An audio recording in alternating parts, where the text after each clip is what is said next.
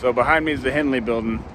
And on January 1st, 1863, this is the center of the Battle of Galveston.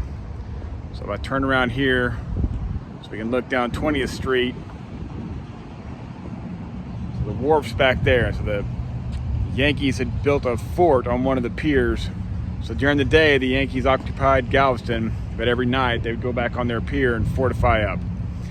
Well, the Confederates for months had been sneaking artillery across the causeway. So they would wrap the cannon wheels in burlap sacks so they could roll them across the causeway silently. And they put them all up here on the second floor of this building. So they had cannons stationed all along here in the second floor. On the morning of January 1st, when the battle started, they started shooting straight down into the Yankee fortification on the pier. So I'm going to walk around the side here and show you one of the cannonball strikes on the Henley building.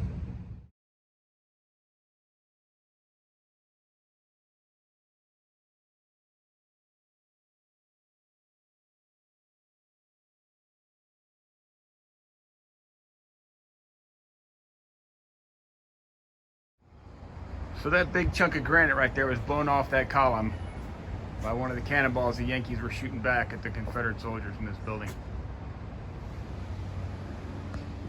This is just the front of the Henley building.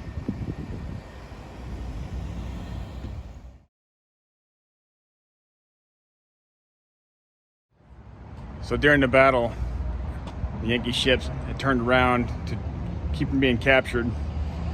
The guys on the dock thought they were surrendering, and so they all laid down their arms and were captured by the Confederate soldiers here.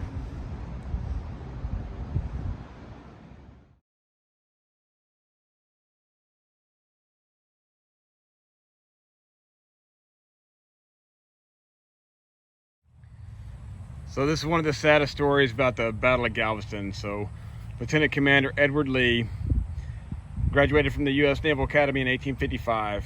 At the onset of the Civil War, his father Albert unsuccessfully tried to persuade him to join the Confederacy. Edward became the first officer on the USS Harriet Lane.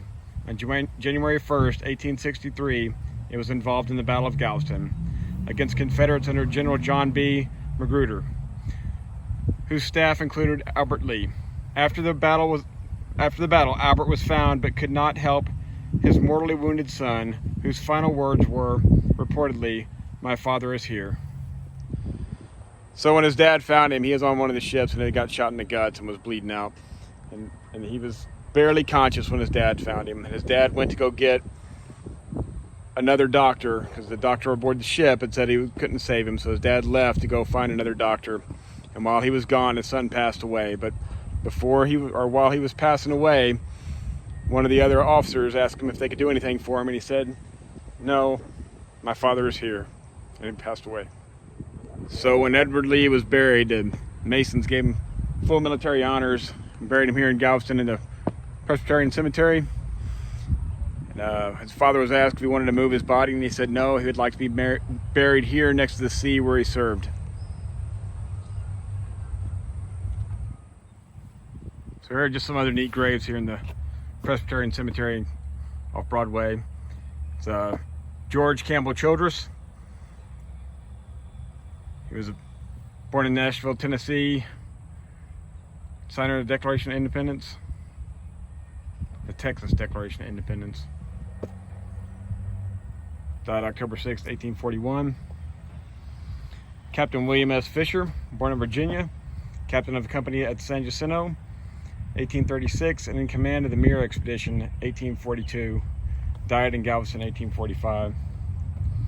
Right next to him is Major John M. Allen, San Jacinto veteran, first mayor of Galveston, born in Kentucky and died February 12, 1847. Here's another member of the Mirror Expedition, Henry Gernae, who served in the Texas Army in 1836 and was a member of the Mirror Expedition in 1842. Born in New York, June 23, 1815, died July 2nd, 1870. So if you like my content, don't forget to like, share, and subscribe, and keep exploring Texas.